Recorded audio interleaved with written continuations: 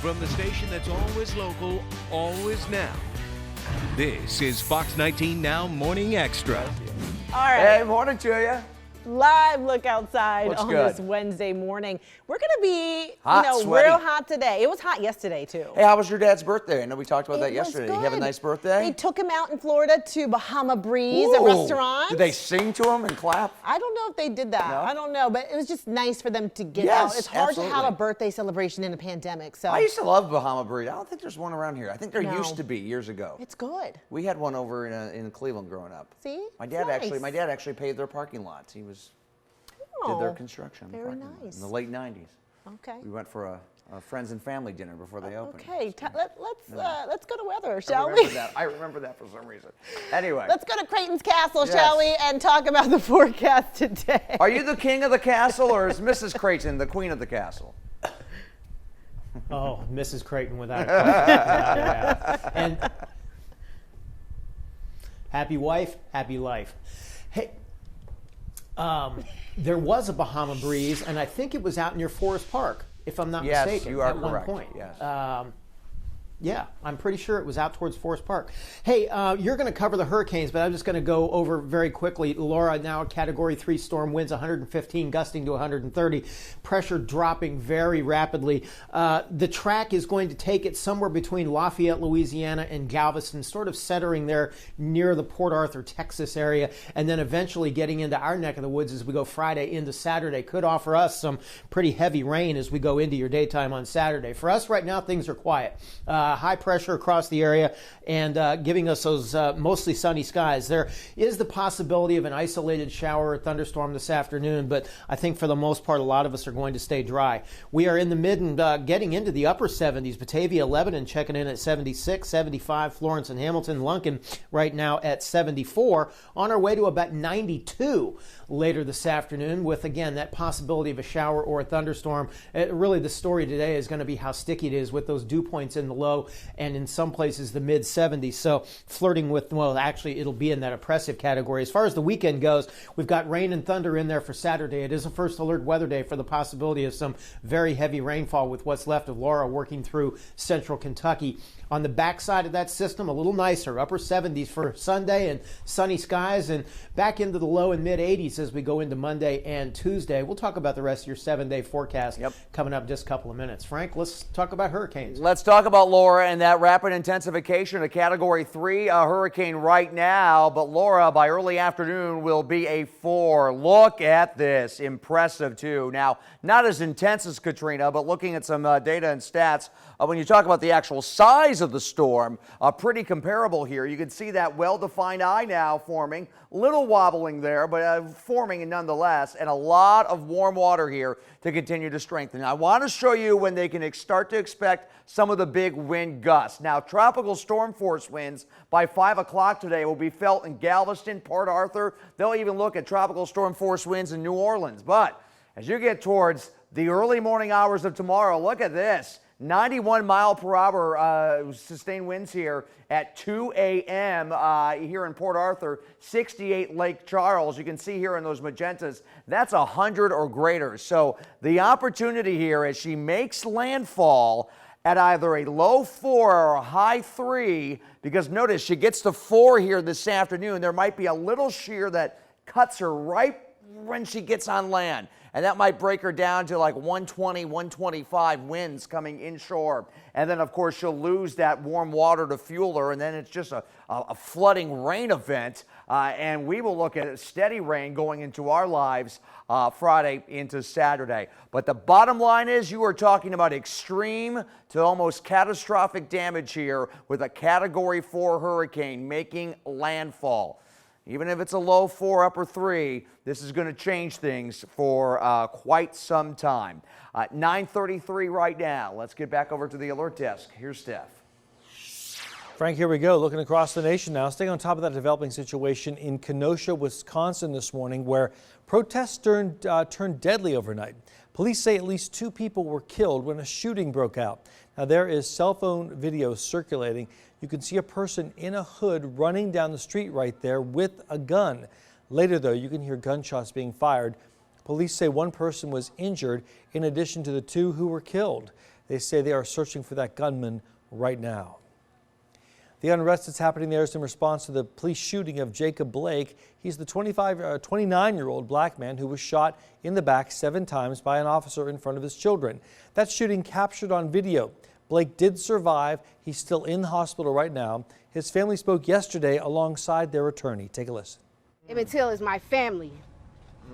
Philando, Mike Brown, Sandra. This has been happening to my family.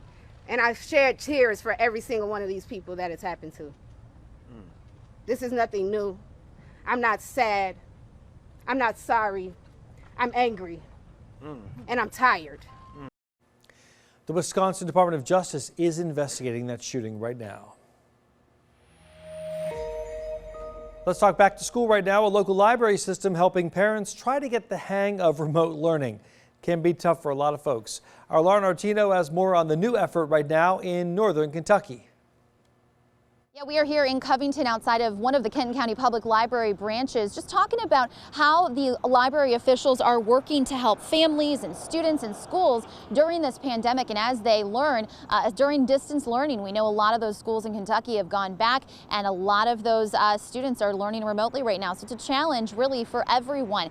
Now, the Kenton County Public Library recently announced this school services coordinator position, and the public library, as we know, has been so helpful over decades and decades. Helping families and students learn to read and have activities during the day and even, on the weekends and things like that. Well, now they're reaching out even further and creating digital, workshops, if you will, to help out students and schools. It's going to have lesson plans and things like that. It's also going to involve things like yoga and mental health and well-being and emotional training and things like that to help these students and their families just get along during this tough time. The school services coordinator will be in charge of a variety of things, including providing that in-house and virtual programming, being that one-stop shop for people to contact for information about school services and more. And recently we talked with library officials about this wonderful effort. Take a listen. The needs of teachers are there, and they're a little different this year. They need a lot of virtual content. So we are working on providing virtual content, even to the extent where we will create some videos of our librarians who have always gone and visited them in their classroom. But now you can just link to a video and have that same librarian there doing the lesson that she used to do in person. All of this is not live just yet, but it will be very soon. And library officials hope that you take part. For now, we are in Covington. Lauren Artino, Fox 19 Now. All right, Lauren, thanks so much. Still to come on the Morning X, pop-up weddings. They're happening soon on the Purple People Bridge. When and how to claim one of those spots when we come back. Keeping you informed anytime, anywhere, everywhere. Fox 19 Now is sponsored by Aquaproof.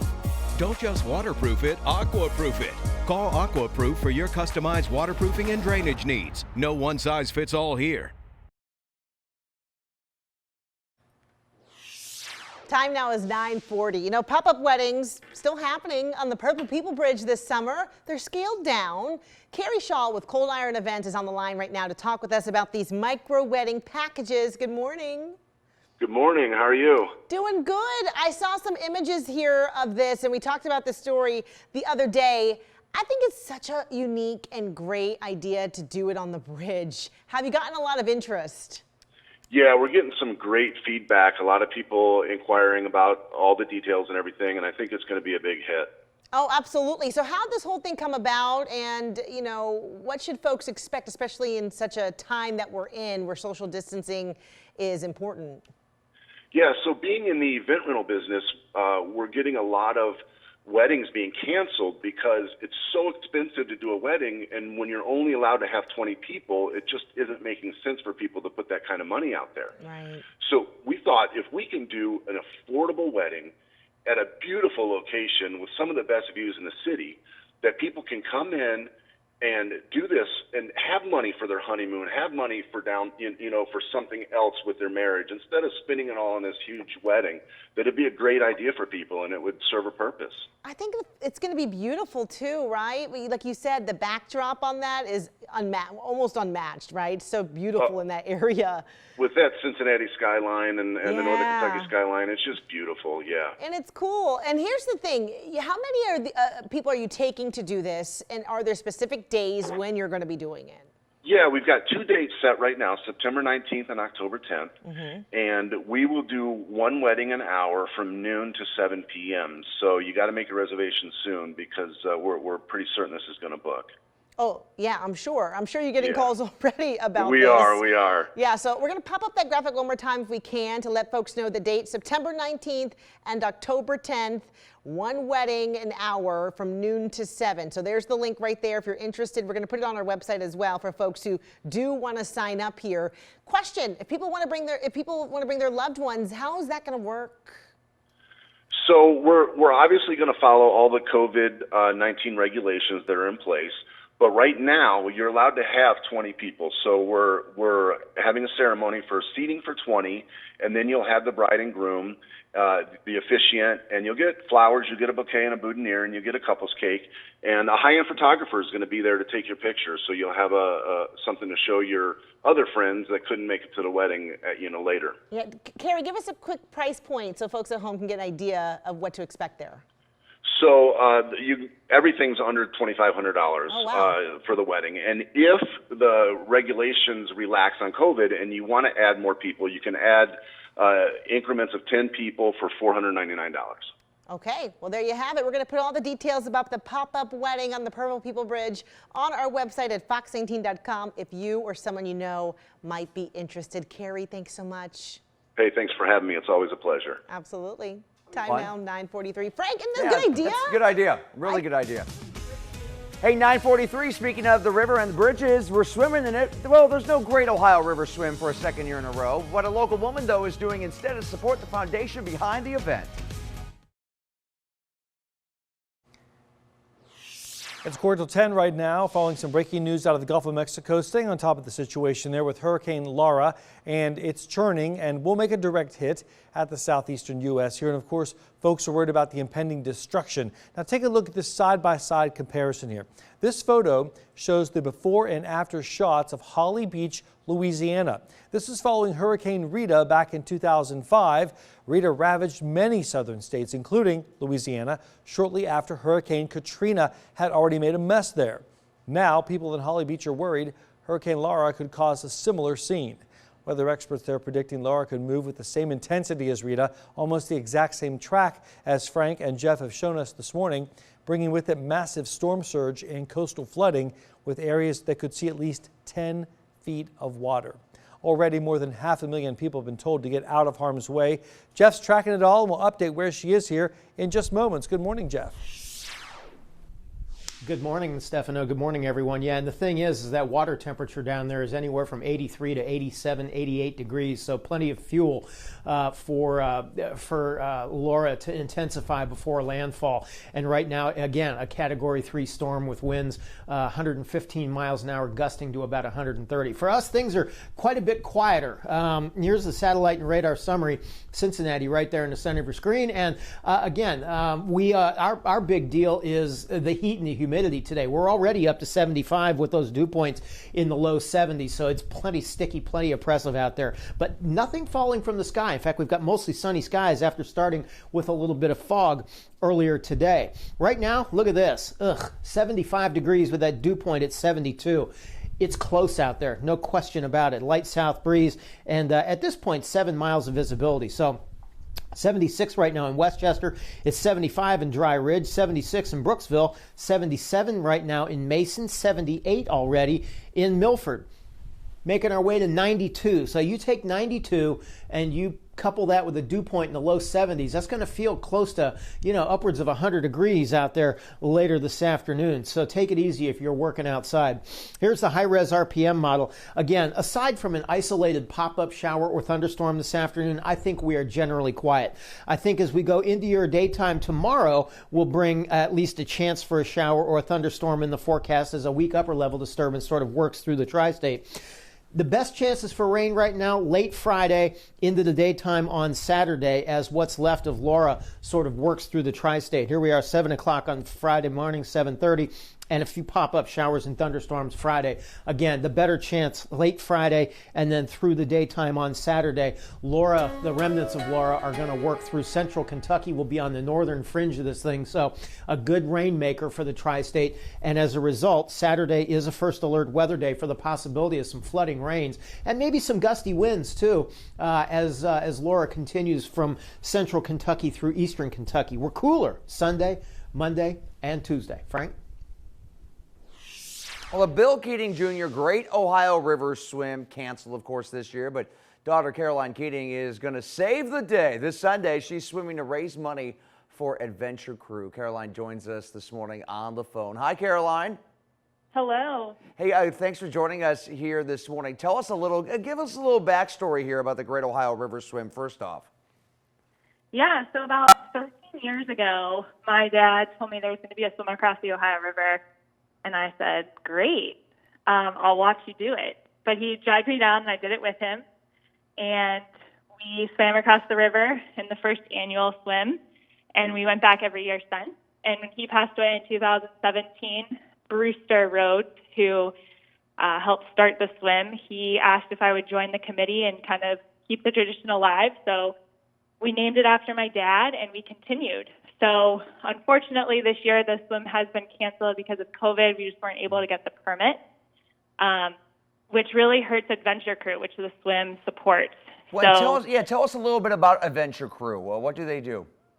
Yeah, so Adventure Crew supports the urban youth in Cincinnati and northern Kentucky, and they get those teens out in the community, biking, kayaking, hiking, just out in nature, which is what they need, especially right now. And Adventure Crew also puts on Paddle Fest, which had to be canceled earlier this summer. So they lost their two biggest fundraisers. So I know the importance of being outside. I got to do that when I was little and still get to do it. And it's so important right now as everybody is kind of stuck in this new COVID environment. So I said, how about if I swim and raise money and try to make up the funds that we lost through the swim? So in our final a couple seconds here, how can we support you and, of course, in the memory of your father as well? Well, let's hope that the forecast is wrong for the next couple of days because we can't have rain leading into Sunday. Yeah. Otherwise, we're going to have to have an alternative date just because the river might be flooded. But then you can also go on Adventure Crew's website and donate. I'm about $1,200 short of my goal of $5,000. And just pray that I've done enough swimming and my dad will keep my shoulders strong throughout the whole race. So what's the website right now? It's the Adventure Crew's website where we can go to donate? Yes. Perfect. And we're looking at some of the work that Adventure Crew does right there. Yeah, hopefully, Sunday looks really nice weather-wise, but yeah, that rain Friday night into Saturday, hopefully it's not as intense as we're looking at. Maybe that storm will go a little farther south. Caroline, thank you so much, and great that you're continuing to do this here. Swimming by yourself this year, but hopefully next year we get everybody back in the water as you and your dad did for so many years before that. Thank you. 9:51 still to come here this morning. The Northern Kentucky Spotlight on the RNC, Day 2. Several key members from Northern Kentucky speaking during the RNC. There's Nicholas Sandman. We'll talk about that and bring you some clips coming up. Fox 19 Now First Alert Weather is sponsored by your local Toyota dealers.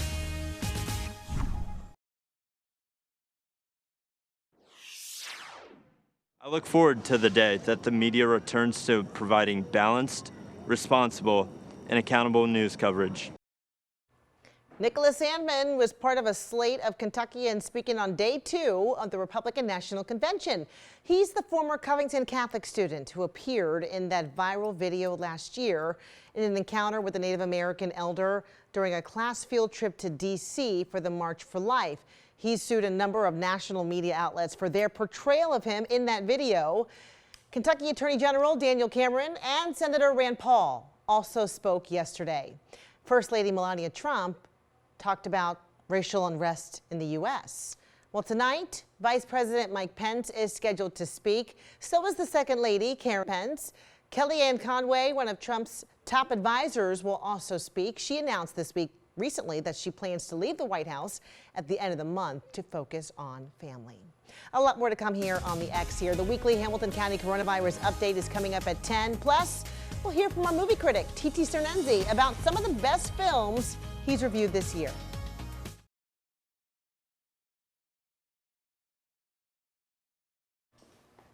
9:57 right now. We've got another hour of the X with the latest as we wait that 11 o'clock advisory for Hurricane Laura. And we're also waiting to hear from Hamilton County regarding the update on coronavirus there. We'll have the latest on the other side of the break. From the station that's always local, always now. This is Fox 19 Now Morning Extra. Yeah, there you go. Live look right now, 10 o'clock on the dot, and that is a 19 Broadcast Plaza. A nice summer morning here in Cincinnati, Ohio. Beautiful shot there. We're waiting on the weekly Hamilton County coronavirus update. We'll check there in just a moment, but first let's check in with Jeff Creighton, who has a look at our forecast for the day. Good morning. Good morning, Jess. Good morning, everyone. Yeah, you know, our weather just hot and sticky. We've already got dew points in the low 70s right now, temperatures in the mid 70s, so very sticky out there, very oppressive. But really, for us, things quiet, but not so much along the Gulf Coast. Here's what we've got for you. Right now, Laura, a Category 3 storm, winds 115 miles an hour. The track, well, supposed to make landfall sometime between 1 o'clock tonight and early tomorrow morning, somewhere between Lafayette, Louisiana and Galveston, Texas. It really sort of looks like kind of near the Port Arthur, Texas area. And then as far as our weather goes, as we go into Saturday, Laura, will affect us with the possibility of some heavy rain. Right now, Saturday for us is a first alert weather day. There's Laura right there, Category 3 storm. And again, you watch the last couple of frames of that, and that eye wall is just really condensing, really taking shape as this storm continues to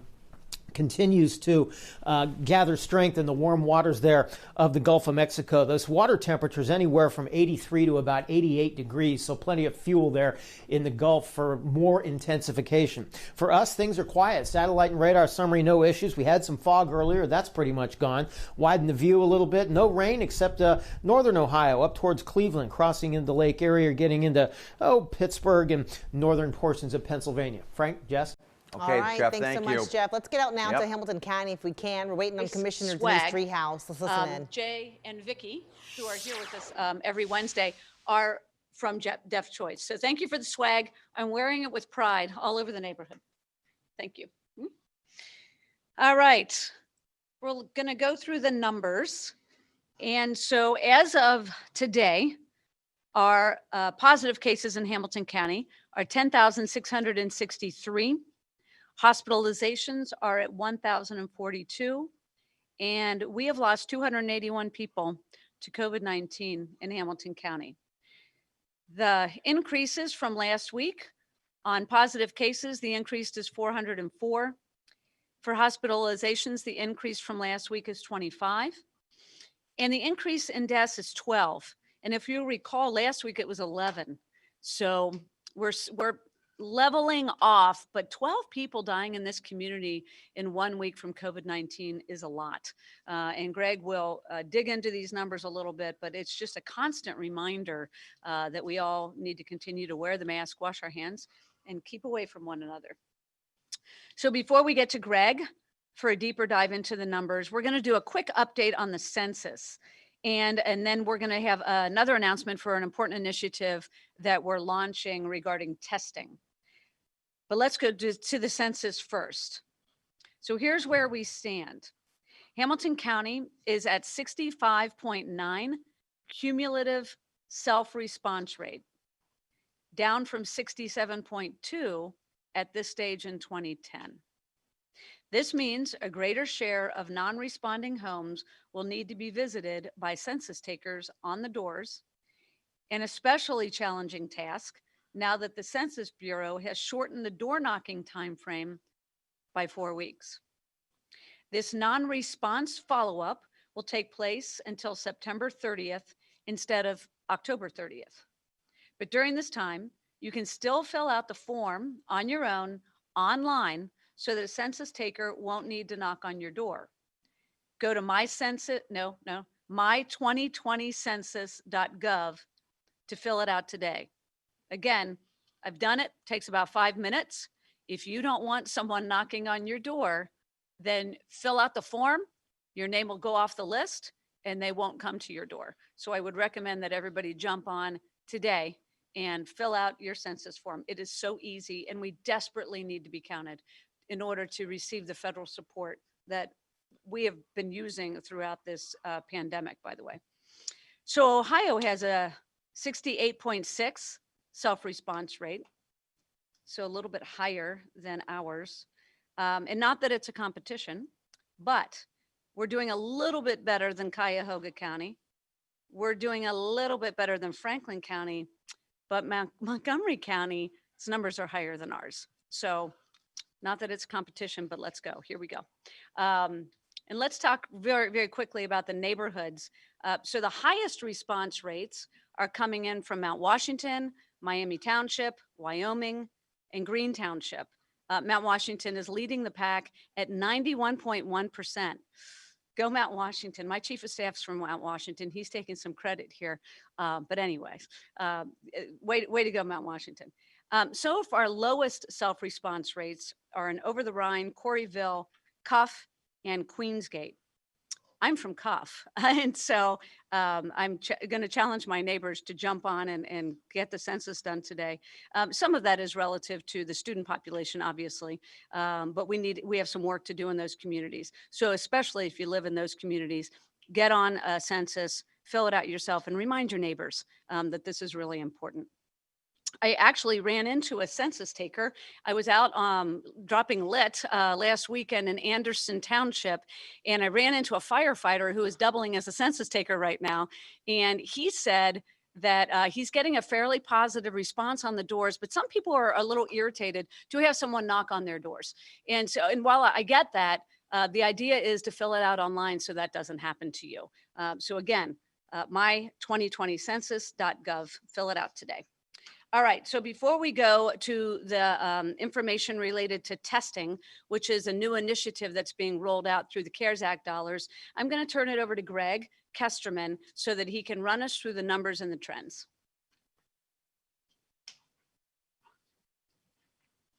Thank you, Commissioner, and good morning, everyone. So I'm standing here today, and this is the 5th week in a row that I can continue to share positive news. People are continuing to wear their masks when they're in public, and many of the metrics that I'm going to go over here in just a moment are continuing to trend down. So thank you for everyone for your hard work so far, and I continue to encourage you, even with these positive metrics, that we continue to stay focused and do these things that we've been talking about for weeks, like wearing masks and social distancing. We'll start with the case numbers here in Hamilton County. When you look at our numbers for 6 weeks, we have seen a decline in cases. This graphic with the face mask on it really tells a great story. From July 8th forward, we have seen a decline in those number of cases. So to everyone who's been wearing your mask, I really appreciate it. And this is helping us while most businesses are back open, maybe not how they looked before the pandemic. Most businesses are back doing business and we're able to see cases decline. So thank you once again for your hard work. The next graphic I'll shows hospitalizations within Hamilton County. We are continuing to see hospitalizations within the county on a decline, as you can tell. When you look at the region, the 14-county region, which uses many of our hospital systems, we see the cases still elevated, but they have been trending down over the last week, generally speaking. In addition, intensive care unit admissions for the region continue to be elevated, but also a slight trend down in the last few days. Another positive sign for our region.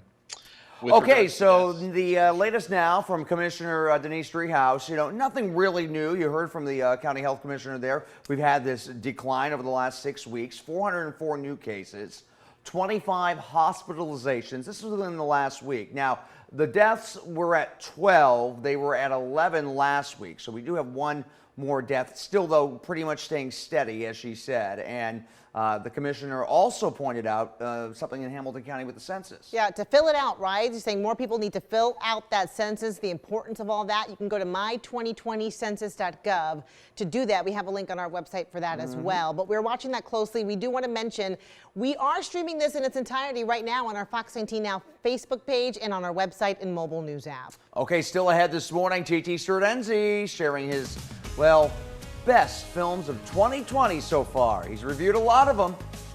Which ones made the list? Always local, always now. Frank Marzullo, Jessica Brown, Rebecca Smith with traffic, Stefano DP Trantonio at the alert desk, and meteorologist Jeff Creighton. You're watching Fox 19 Now. We've got some major backups working right now in northern Kentucky, where you got construction in both directions, north and southbound. That's a look at the northbound backup, where you've got the left-hand lane still blocked there. 7175 northbound at Kyles Lane, and it's also south of the Brent Spence Bridge into Kentucky via 75 in Ohio, where you've got about a 10 to 15 minute delay per usual this time of morning, but those delays are expected until October. That's the completion date for that southbound work there on the median. The Clay-Wade-Bailey Bridge could be a great option for you. You just keep going straight past a lot of the restaurants and bars in that area along Main Street, and then make a right and take Kyles or Dixie Highway ramps to get back onto the interstate. So it's a little bit out of your way, but it'd probably be worth your while, because this is what the bridge looks like right now. It's pretty much at a standstill there in those southbound lanes. Jessica. All right, Rebecca, thanks so much. Coming up, TT Cernenzi joining us to talk about the best films of 2020. The CFR's made the list, right? See which 7 films he's highlighting after this. Fox 19 Now First Alert Weather is sponsored by your local Toyota dealers.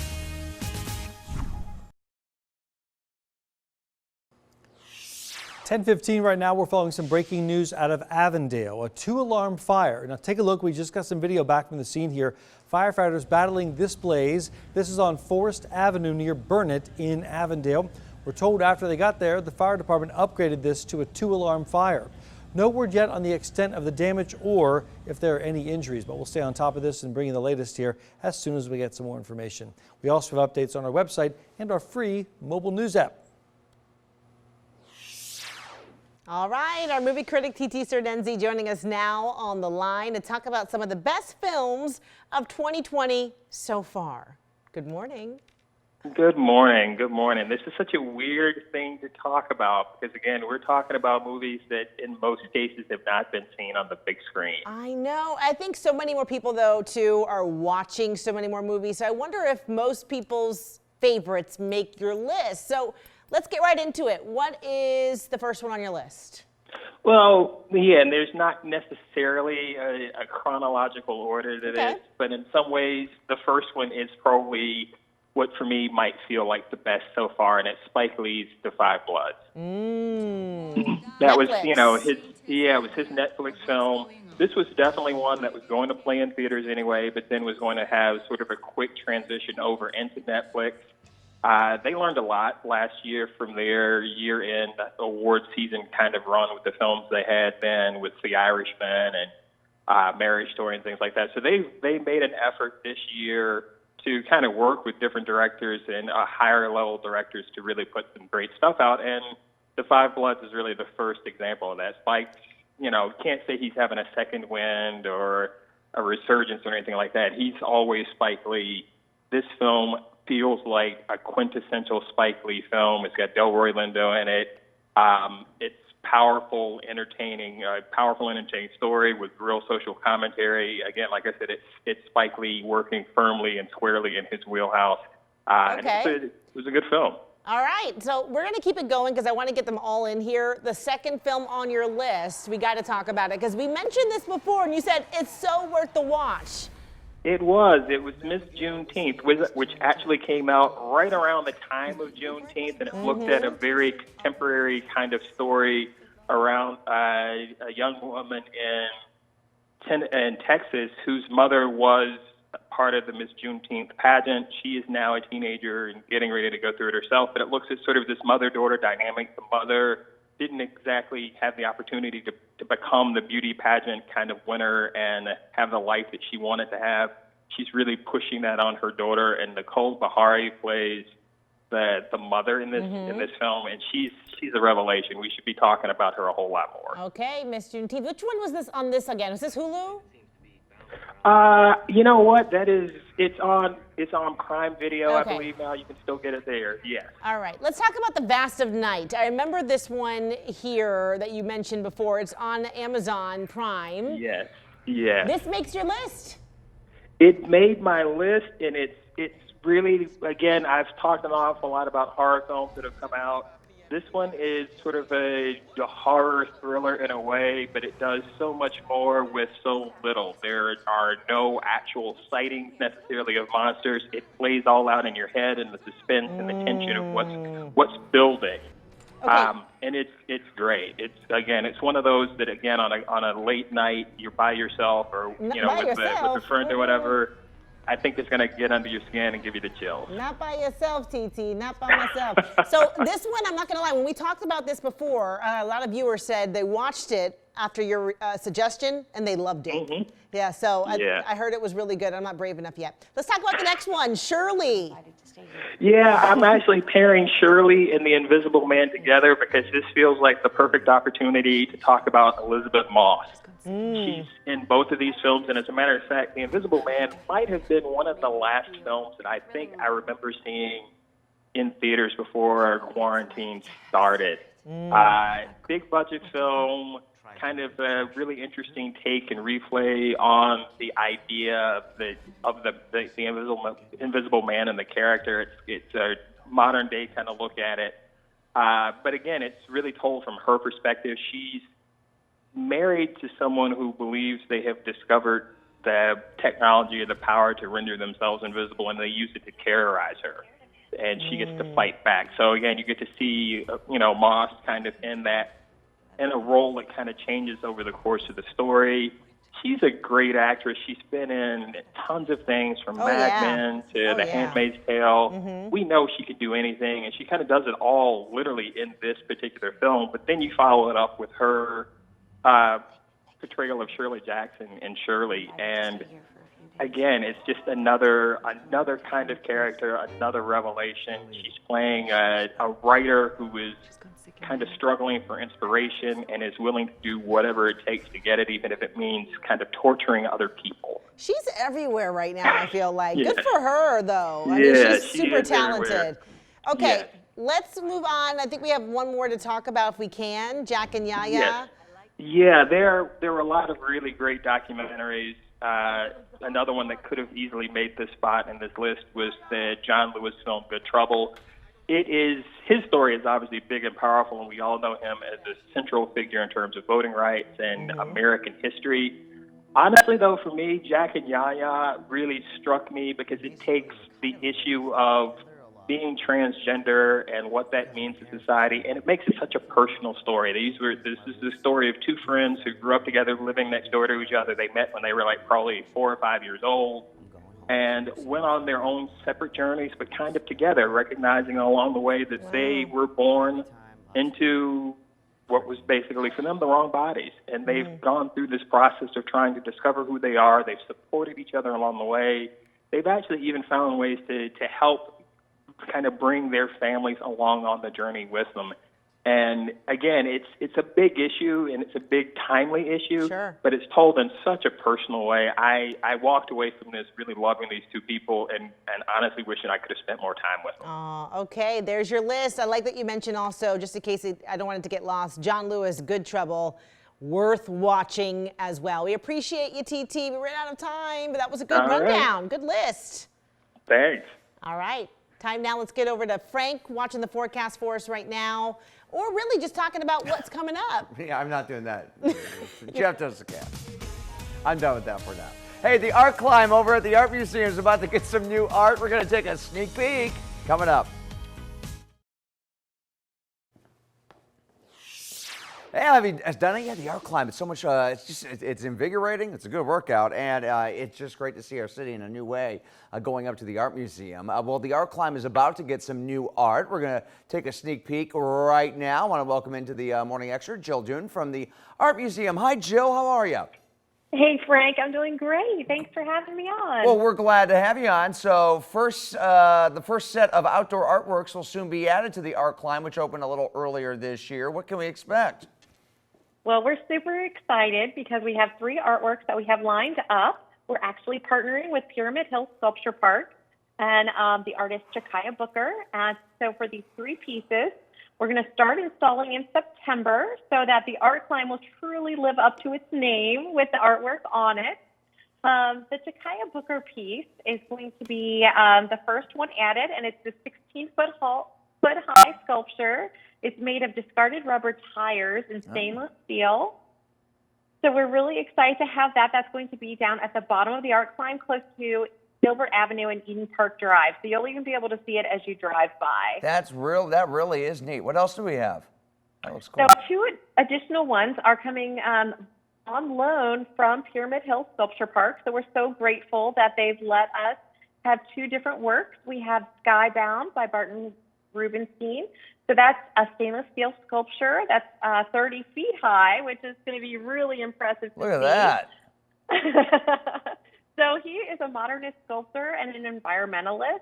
So this work is really going to not only be beautiful, but also just really highlight the impact of the steps themselves. So that's going to be close to the museum's parking lot.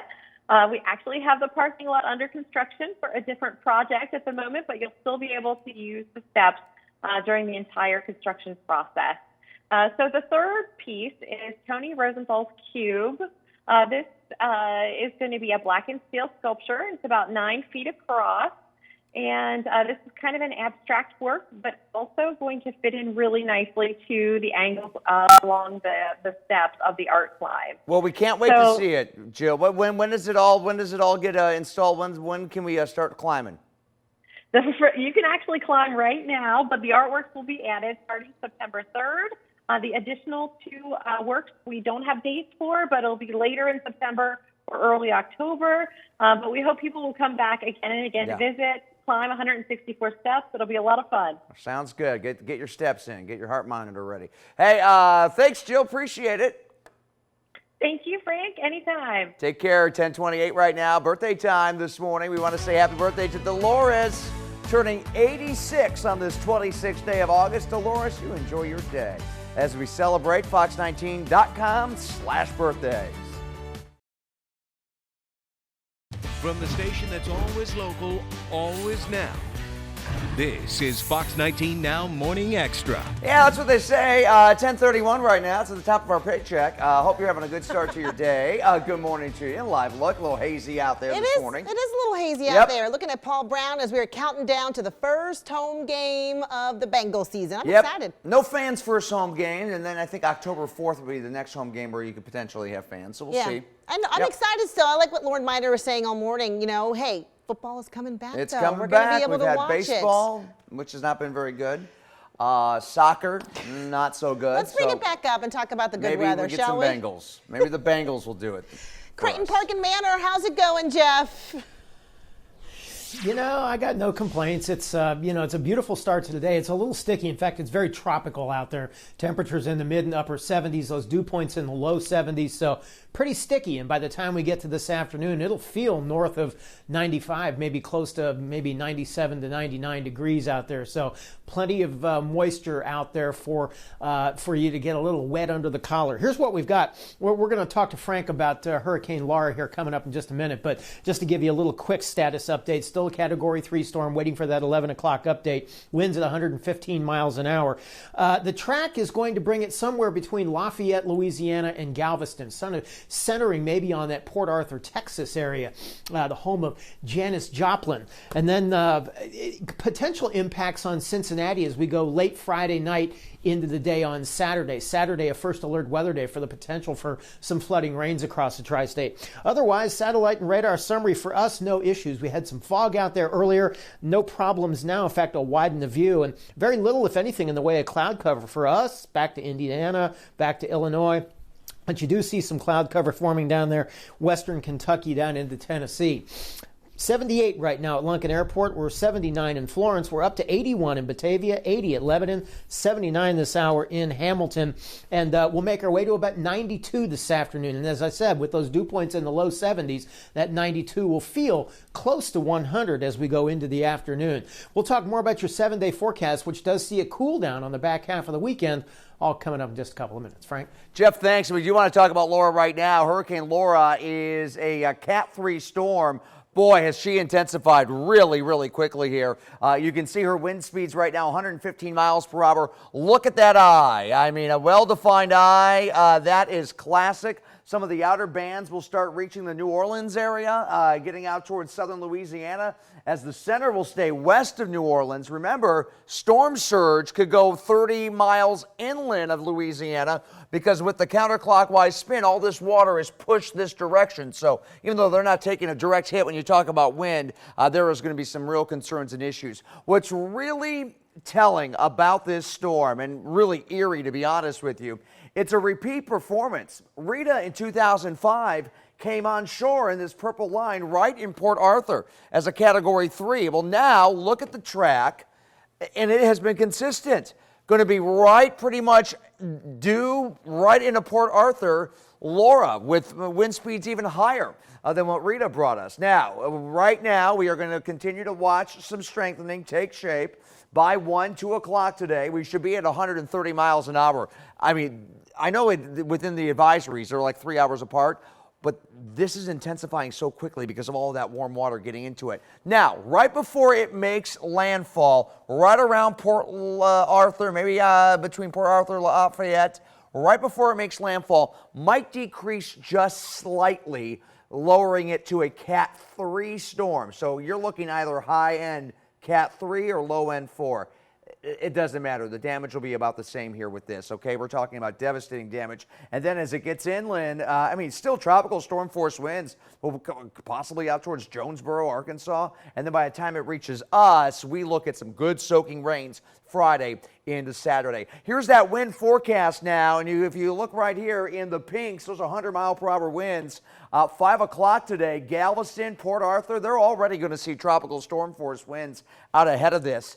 And then as we get into tomorrow morning, that 1 a.m. period, look at that, recording a 91-mile-per-hour sustained wind here. And that's going to continue right inland through Port Arthur, Lake Charles, going into the early morning hours tomorrow. When you talk about a Cat 4, and again, low Cat 4, high Cat 3, you're talking about devastating damage here. Structural damage will be a widespread scene that's going to play out once sunlight comes up tomorrow as that storm continues to push itself to the north and to the east. And again, our impact comes Friday into Saturday with some of those good rains. 10:36 right now. Let's switch gears. We'll go over to Lauren Miner talking Bengals now. Hey, Lauren. Hey, good morning, Frank. Yeah, and as you just saw in that live picture, the stadium is going to look a lot like that for the Bengals home opener. We're talking about empty. The team takes the field at Paul Brown Stadium September 13th against the LA Chargers, and fans will have to cheer them on through their screen. The team announcing yesterday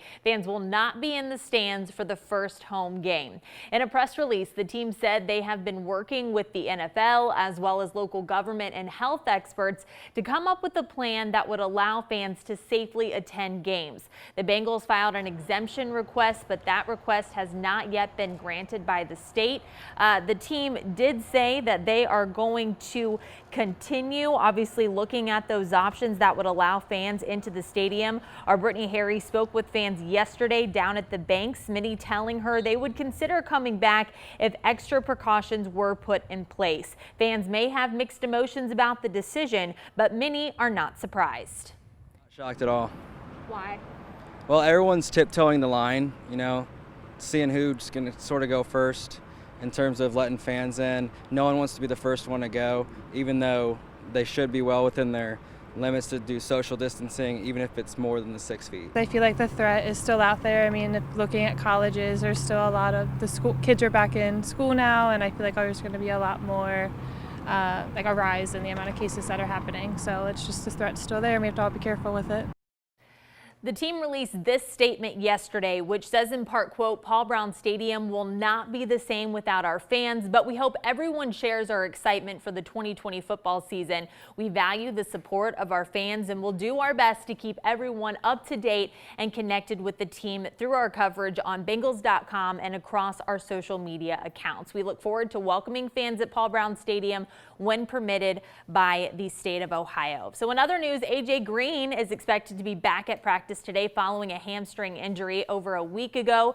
The team's second scrimmage of the season is on Sunday, and head coach Zach Taylor expects Green to participate. Send it over to Frank and Jess now. All right. Okay, thanks, Lauren. Appreciate it. Speaking of the Bengals, have you seen this? Joe Burrow getting some new ice. The Bengals rookie Ice, quarterback. Is that what we call it? Ice? Yeah. Yes. Bling? Sure. Okay. Ice. All of bling, those are, nice. yes. Look at that. Is that real? Well, he went to Houston. A jeweler, though, named Leo Frost to get a brand new number 9 chain.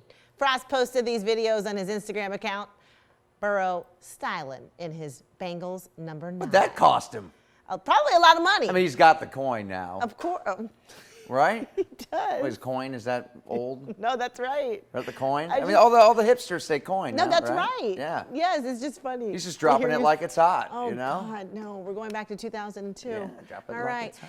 Something to smile about is next on the X.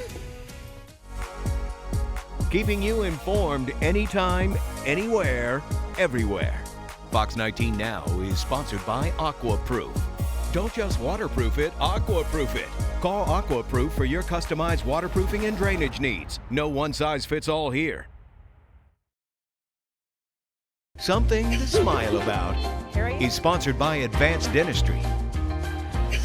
Well, a girl in Florida has a big heart and an even bigger dream. She's using her music skills to raise money in the fight against Parkinson's disease. Chris Gilmore has the story.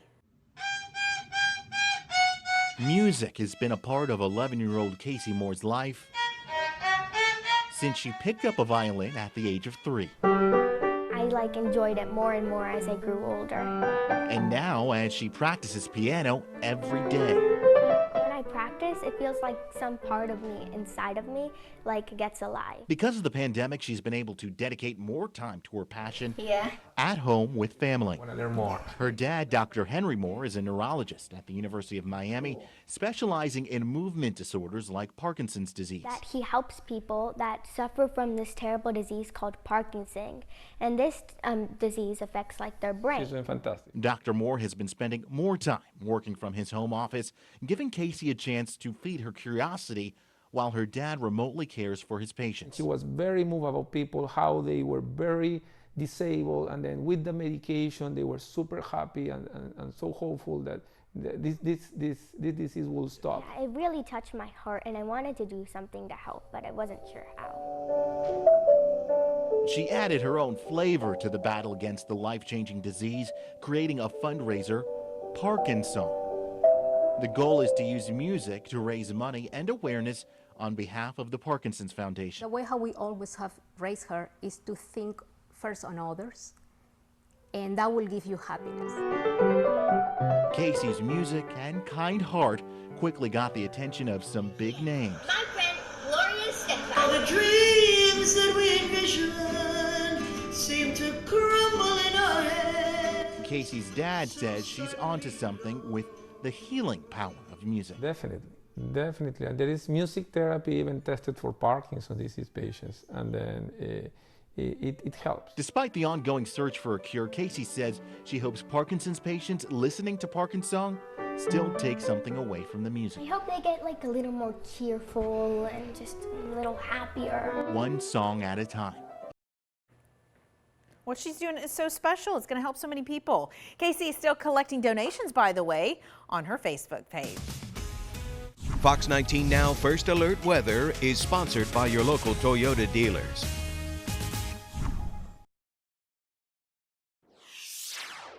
All right, if you're looking for some entertainment, maybe for you, the family, the kids, how about Cirque Italia? Captain Bodek is checking it all out in Florence. How's it going? Oh, it's been a great morning, Jessica. We've gotten to get a little bit of a sample of these amazing acts from, I want to say, all over the world, because we are seeing it right now at Cirque Italia. Like you said, it is in the Florence Mall parking lot. You can't miss this gigantic tent that's all lit up. You can see the colors, you can see the water, and this is a little different, this circus is, and I'm going to bring in Abby. Abby, tell me about what we're seeing behind us right now. Okay, so this is the young man that we saw earlier with the act with his father, the hand-to-hand. So now he does this act on his own. Again, so much strength and balance that it takes for him to do this. And he is all the way from Cuba. That's amazing. So this is great for the entire family, and you guys are in town for the next several days. Yes, we're going to be here till Sunday. We open on Thursday night at 7:30. 7:30 Thursday, 7:30 Friday. Saturday and Sunday, 1:30, 4:30, and 7:30. And I've already noticed a few people like stopping by the ticket office that you guys have out in front. And so people need to get their tickets before they run out because this is going to be a great show. Oh, definitely. And as well, because we are at limited capacity, seats do sell out extremely fast. So definitely recommend to purchase them in advance, yes. Excellent. So it's for the entire family, and there's a great deal going on right now for bringing the kids here. We do. We have one free child ticket with every paid adult ticket in levels 2 and 3. Online, it will be promo code FACE-FREE, and then you can use it in the ticket office as well. Just mention it to them, and they will help you out. That's wonderful. And, you know, like everything nowadays, we're concerned about COVID, and you guys have done your part to make sure everybody's safe. Most definitely. Yeah, it's our main priority here. Like I said, limited capacity, seats will be spaced out. Markings around the tent to just remind everyone to keep 6 feet apart. Masks will be required as well, sanitizing. So yeah, we are doing everything that we can, following all guidelines and rules, etc. And you've been great this morning, Abby, just kind of showing us all the different aspects of the show. What's your favorite part of being part of this show? Oh, that's a hard question. I'm for sure me. it is. They're all amazing. Aren't they all? I've been impressed this morning with all the different acts. There's such a variety. I mean, you had jugglers earlier, you had some clowns. I mean, the acrobatics here, they make it look simple, but I know, it's like years and years of training. Yeah, definitely. I mean, every act makes you sit on the edge of your seat because just makes you hold your breath because they're just incredible. They really are incredible. Oh, that's amazing. And I have to tell you guys, Abby is from England, and you've had your parents watching us. Yeah, family and friends, everyone has been watching. So we have to say hi, Mom and Dad. Yeah, and hi, everyone. Yeah. FOX19, a little bit international, I want to say, this morning. Yes. So thank you so much for being with us. Thank you for having me. Yes. So if you guys want to check out the show, again, Thursday, Friday, Saturday, and Sunday, down at the Florence Mall area. You can't miss it. It is awesome. Let's send it back to you guys. Thanks a lot, Catherine. Hey, all eyes on the Gulf Coast right now as Category 3 Hurricane Laura approaches the Texas-Louisiana border, somewhere between, say, Lafayette and Galveston, maybe taking aim at Port Arthur, Texas. Here's what we've got. Still waiting for the 11 o'clock update, but right now winds 115, gusting to 130. And look at that eye wall as the whole storm just sort of condenses there, and that eye wall becoming so much more well-defined. It'll be interesting to see just exactly. Nope, we're up to 125 miles an hour right now, gusting to 155. So we are now just shy of a Category 4 hurricane. So it is going to be a strong one. And again, there's what's feeding it right there. Those water temperatures are anywhere from 83 to 87, 88 degrees. So plenty of warm water there left for Laura to traverse before she makes landfall sometime tonight into early tomorrow morning. For us, things are quite a bit more quiet. Satellite and radar summary. We had some showers and thunderstorms yesterday, and aside from just a pop-up today, I think we're most likely dry. I'll widen the view a little bit. We've got mostly sunny skies out there, and those mostly sunny skies are helping to heat the atmosphere up fairly quickly. Right now, we're up to 79 at the Cincinnati Northern Kentucky International Airport, so that's up 4 degrees in the last hour, and that dew point at 72, so it's very oppressive out there, very tropically feeling. We'll make our way to about 92 this afternoon with partly cloudy skies, and again, can't rule out a pop-up shower or thunderstorm, but no real trigger in the atmosphere. Here's the high-res RPM model. This will sort of bear that out. We'll throw this into motion, and again, as we go through the day, you saw a couple of quick little blips, so an isolated pop-up not out of the question. Little better chance for a shower or a thunderstorm tomorrow afternoon as a weak upper-level disturbance works through the area. Otherwise, I think we're generally quiet overnight into Friday. And then Friday, again, we start to see the effects late day of the possibility of Laura working through central Kentucky. We'll be on the north fringe of that. So Saturday at this point is a first alert weather day for the possibility of some flooding rains. 92 today, mid to upper 80s tomorrow and Friday. Saturday, again, the first alert weather day for the possibility of some heavy rain. Otherwise, behind what was left of Laura, we're cooler Sunday, Monday, and Tuesday. Upper 70s Sunday, low to mid 80s on Monday and Tuesday. And we're back after this. Okay, everybody, we've got a new update. The 11 a.m. advisory's out. Jeff mentioned it here. He has updated as he was on the air. Let's take a look. Hurricane Laura right now. Her wind speeds are 125 miles an hour at this hour. We are looking at gusts right now of 155 miles per hour. So the track of her has not changed at all. In fact, keeping her right around a Category 4. So we're going to look at a strengthening here by the 1 o'clock to 7 o'clock update. Her wind speeds could be upwards of 145 miles an hour. That's scary. Category 4 is nothing to mess with, right? Well, They're I mean, evacuating a lot of 3. folks. They're Yeah. evacuating a lot of folks. If you didn't get out now, it's going to be too late. I mean, you got to get out.